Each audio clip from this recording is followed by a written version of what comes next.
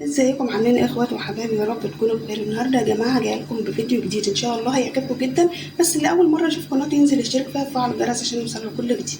بصوا يا جماعه، اقول لكم النهارده ازاي تسلقوا الكرنب وتتخلصي من الريحه الكريهه بتاعته اللي بتبقى مزعجه في ميه السليق، واقول لك كمان ازاي تقطعيه وازاي تعمليه. تمام؟ معايا الكرنب اهي زي ما انتم شايفين، جبتها وشلت منها الراس كده، قورت الراس بسهوله جدا.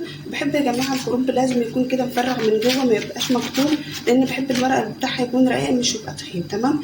هقول لكم بقى ازاي تحطوا مثلا ايه الحاجات اللي انت ممكن تحطها في الميه بتاعه السليق علشان تتخلصي من الريحه الكريهه. يلا بينا.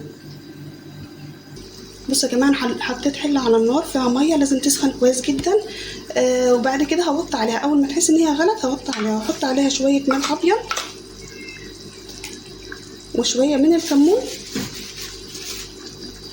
ولو عندك شويه لبن يبقى كويس جدا. تمام؟ احط بقى الكرنب قدامكم واوريكم ازاي بسلقها. حطيت الكرنبه زي ما انتم شايفين كده، هقلبها بقى الناحيه التانية، هسيبها كده على الوش الاولاني دوت لمده مثلا دقيقه دقيقه ونص، بدل الميه مغليه او الميه سخنه جامد، مش تطولي عليها عشان الكرنب مش هيتهري معاكي. تمام؟ هقلبها بقى الناحيه التانية واشد ورقه ورقه كده، اسلك ورقه ورقه، وبعد كده هوريكم هعملها ازاي.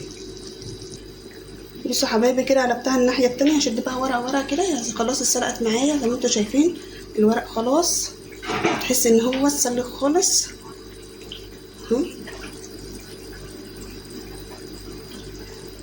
اطلع بقى كله كده وارجع لكم. بعد ما خرجته كله تمام كده زي ما انتم شايفين، خرجته كله من الميه السخنه، احطه على ميه ساقعه على طول. لازم يخرج من الميه السخنه على ميه ساقعه على طول ويتغسل كويس جدا. تمام؟ اغسل بقى كده كويس.